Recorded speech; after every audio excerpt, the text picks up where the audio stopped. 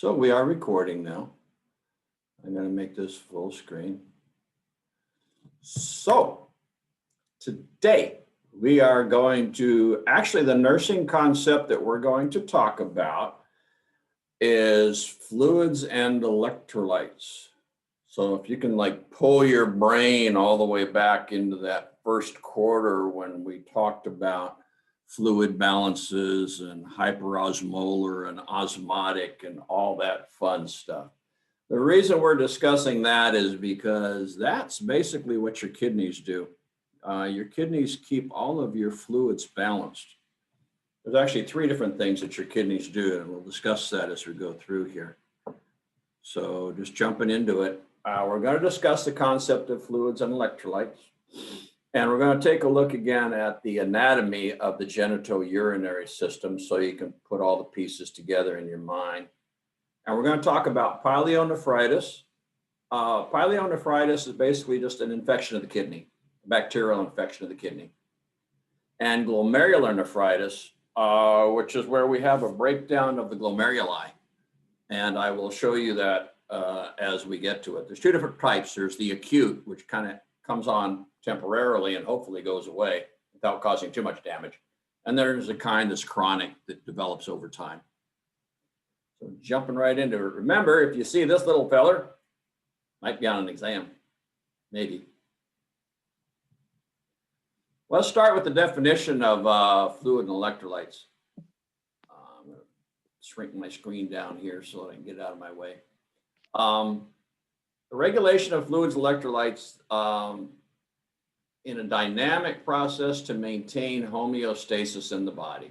In other words, it's all about balance. You don't want too much potassium, you don't want too little. You don't want too much calcium, you don't want too little. Don't want too much water, don't want too little.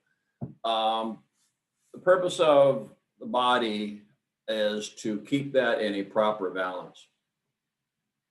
And our role as nurses is to try to help the patient to restore that balance or to maintain that balance. And we do that. We do that in our normal duties.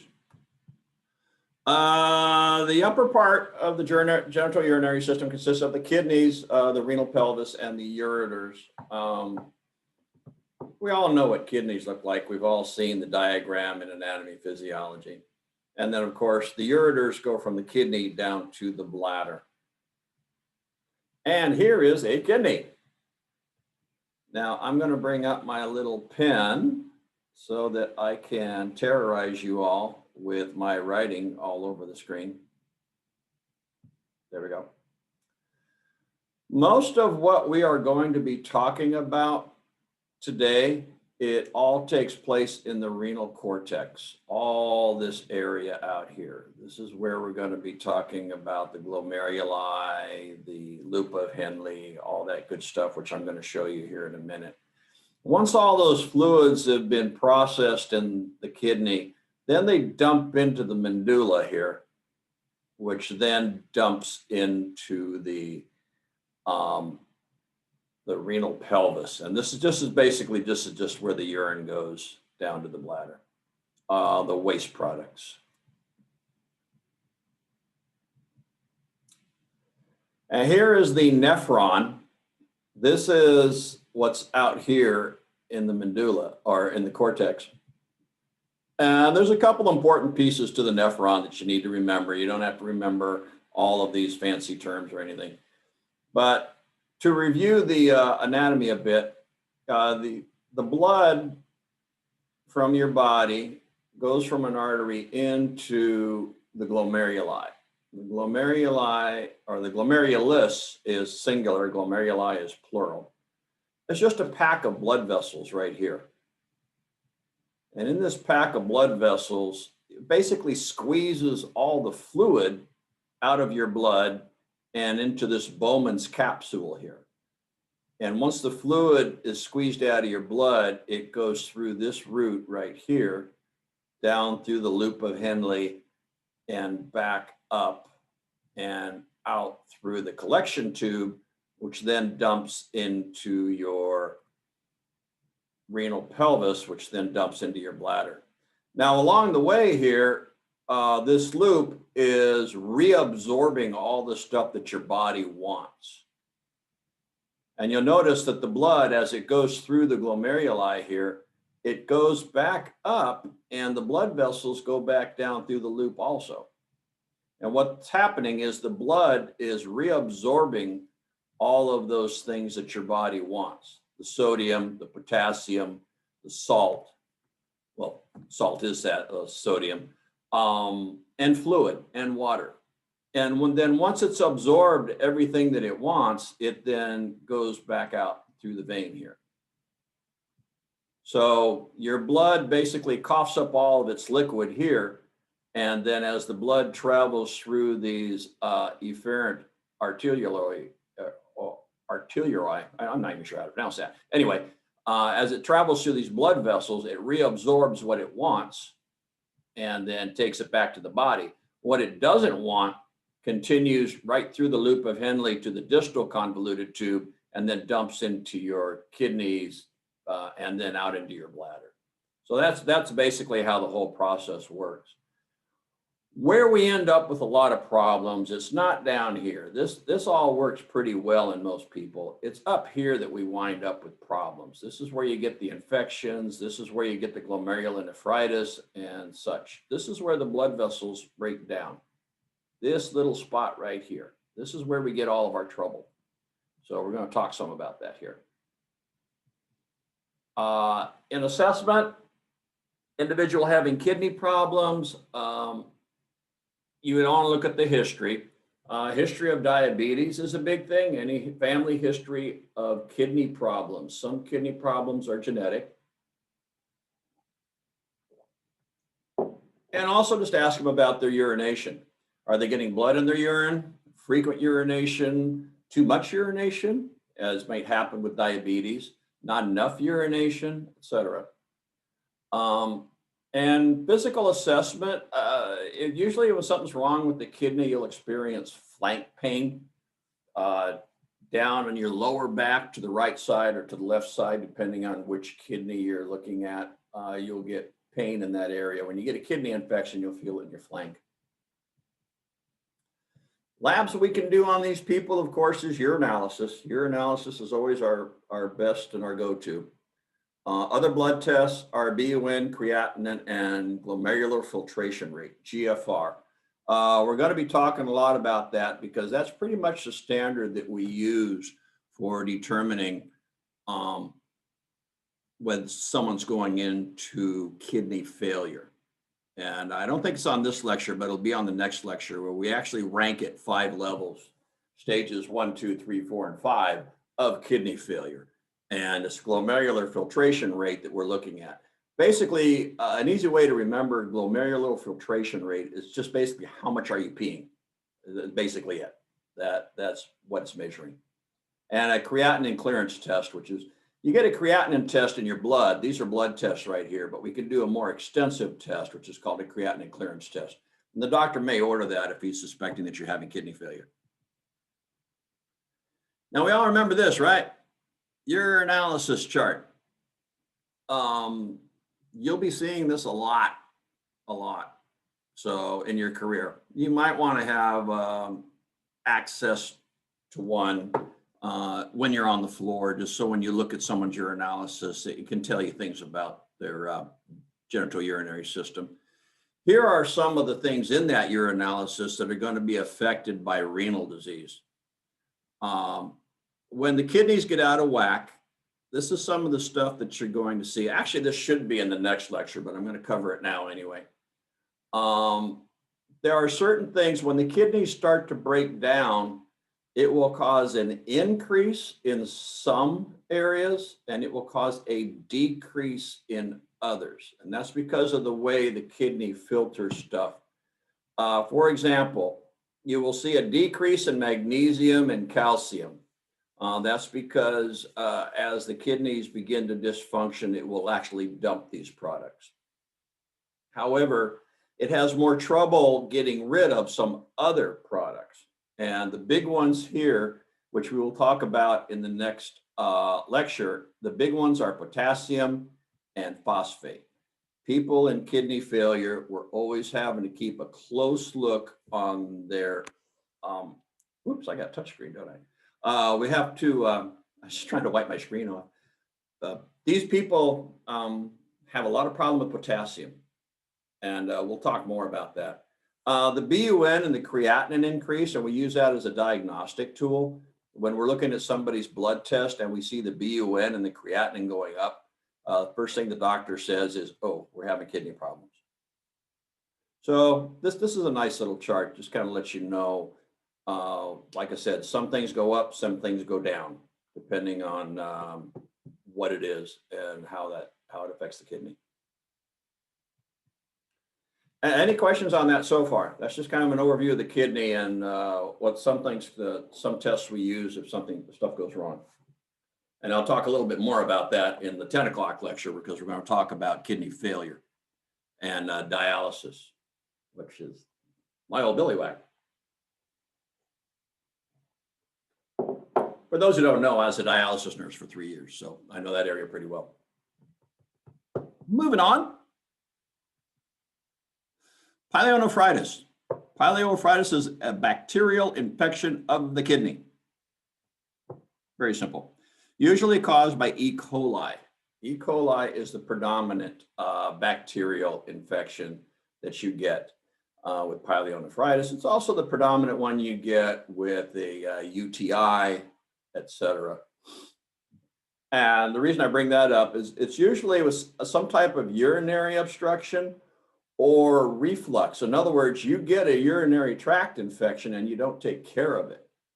That bacterial infection can travel up from the bladder, up the ureter, and into the kidney, and now you have a kidney infection. Emphasis here, if you have a bladder infection, get it taken care of, because you don't want your bladder infection spreading up to your kidneys. Pyelonephritis can be very serious.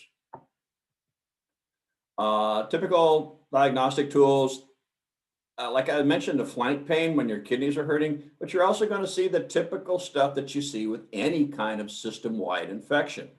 Fever, chills, nausea, vomiting. Anytime your body gets an infection, it launches an immune response. And these chills, fever, anything else that is typical of a system-wide infection, you have to keep your eye out for. Pyuria, pus in the urine. This is going to make your urine cloudy.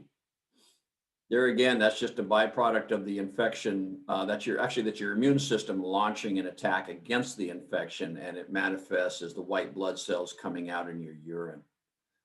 In your urine, your urinalysis, you will see WBCs and leukocytes. The doctor may order a culture and sensitivity to find out what type of infection it is. The doctor will probably assume it's E. coli and give you an antibiotic that targets E. coli. And then after the culture and sensitivity comes back, the doctor will see if that's an effective antibiotic for that or not. And y'all remember what I told you 2 weeks ago about culture and sensitivity. It takes about 3 days for those to come back. CT can check for obstruction if they suspect that maybe ureter is obstructing, therefore causing a backup of urine into the kidney. And remember from 2 weeks ago, anytime urine sits stationary, it can develop bacteria, which is why we want to keep everything flowing. The same thing that I told you about UTIs apply to pyelonephritis. Drink plenty of fluids. Drink, drink, drink. Keep flowing. You don't want urine sitting in the body. It needs to get it through.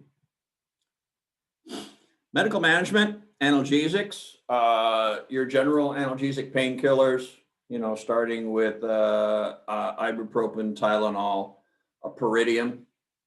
These all help. And then, of course, you want your antibiotics because it's a bacterial infection. The only thing that's really going to tackle the problem is antibiotics.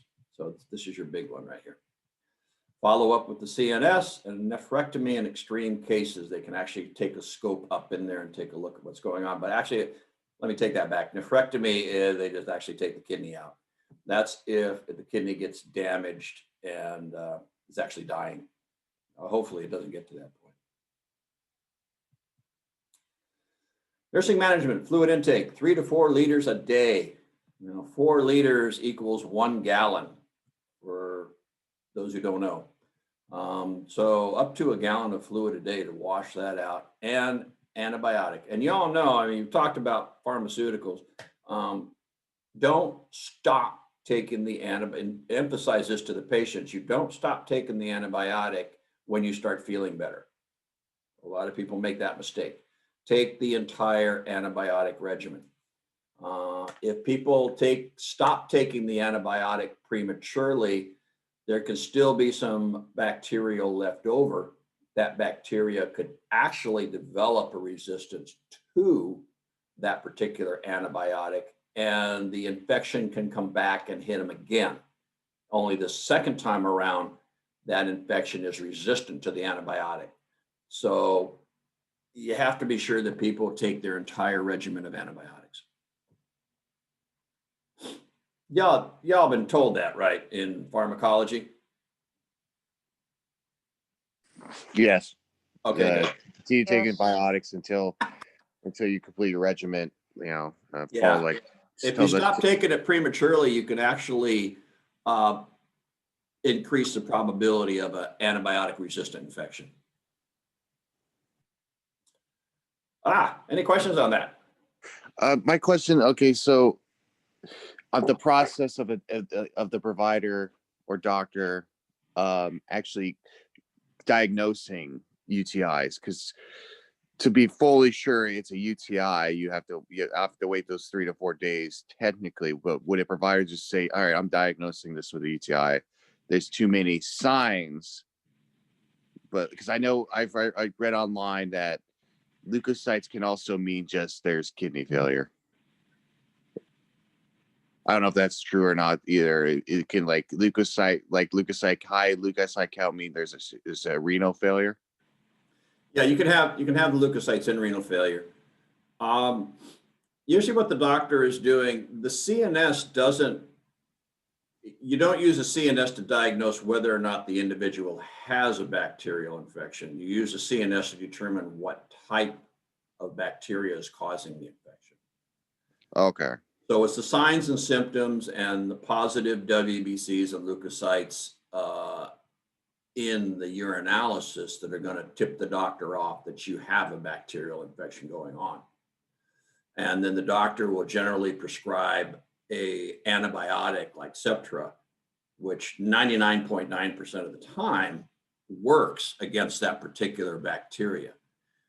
But they'll do a CNS just to make sure that that particular antibiotic is not resistant to that particular bacterial infection.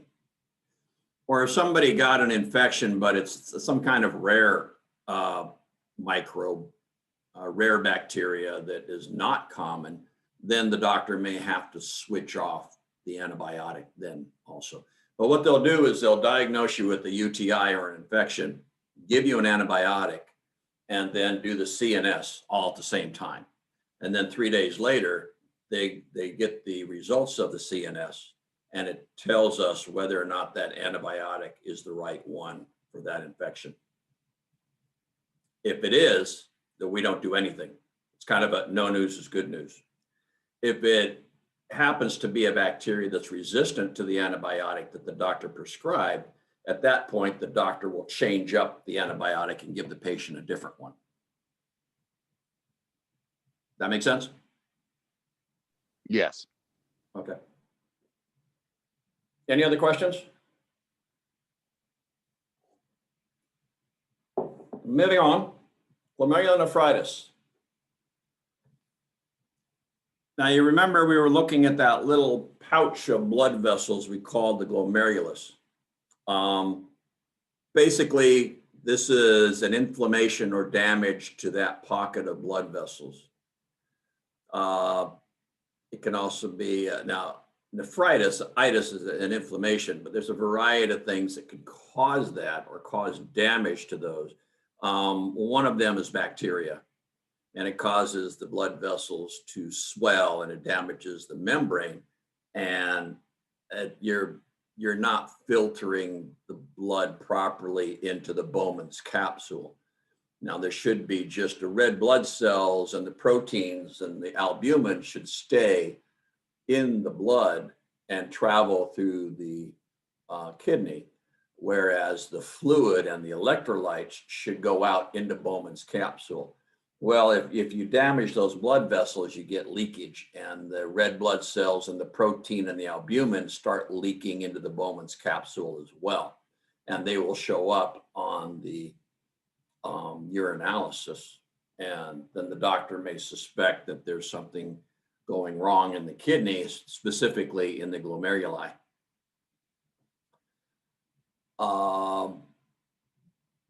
Sometimes it's asymptomatic if people are going into kidney failure.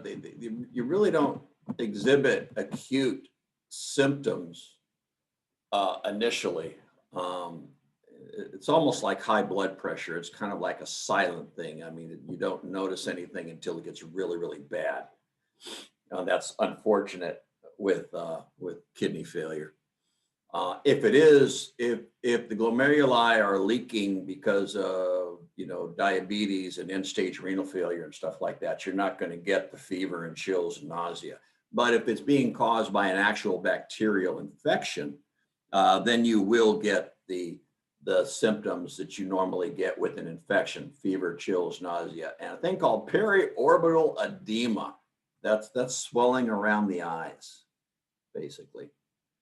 And it sounds kind of funny, but there it is. In your urine, you'll get hematuria, which is blood in your urine, and that'll make it pink. If you have protein in your urine, it kind of foamy. When you pee into the toilet or the sample jar, you'll get kind of a foam. That's an indication that there's excess protein leaking into your urine.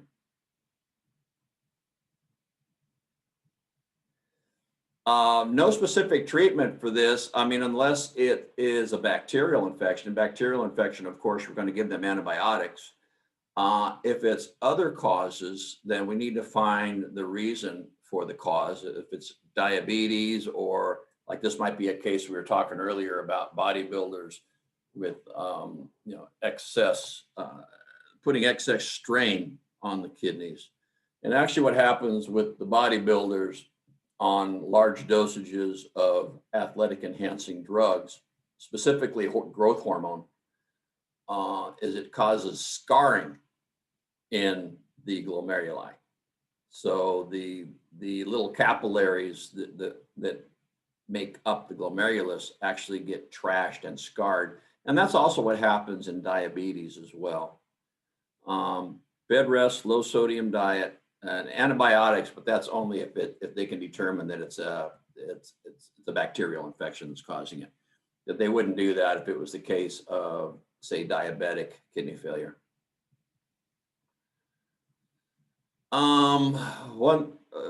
Bed rest is very important.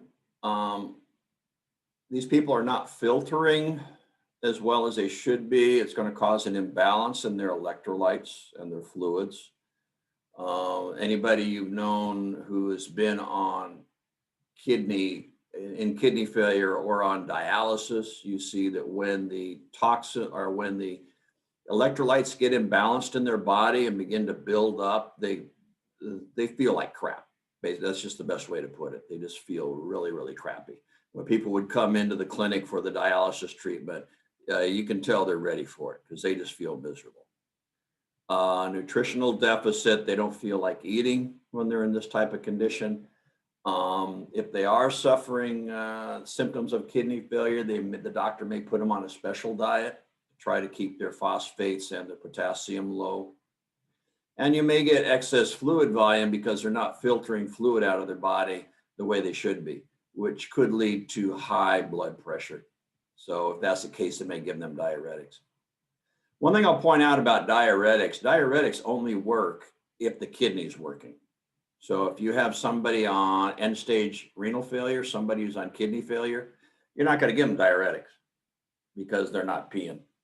So they still have to have a functioning kidney, or at least one of the two kidneys has to be functioning in order for diuretics to be working.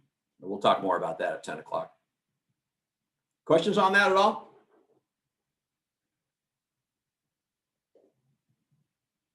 Now, the acute glomerulonephritis that I was just talking about would be the case of a bacterial infection. That would be an example of acute, something that comes on really quick and hopefully with treatment goes away. There is slower causes, and these do not involve bacterial glomerulonephritis. Frequent AG, frequent acute glomerulonephritis. That's if you get the acute glomerulonephritis a lot, you're going to end up getting scar tissue in those glomeruli, which will take and turn the acute glomerulonephritis into chronic glomerulonephritis. The more you damage those glomeruli, the more likely the kidney is going to start failing. Lupus can be a contributing factor, and good pasture syndrome, which you can read about if you want. It's pretty rare though, but it's I believe a genetic condition which leads to glomerulonephritis. One thing to remember is the third leading cause of end-stage renal disease. End-stage renal disease is where your kidneys are failing and you are eventually going to end up on dialysis. Number one cause, diabetes. About 80%, or I should take that back, about 70% of all dialysis patients start from diabetes. About 20% of all dialysis patients come from hypertension, high blood pressure.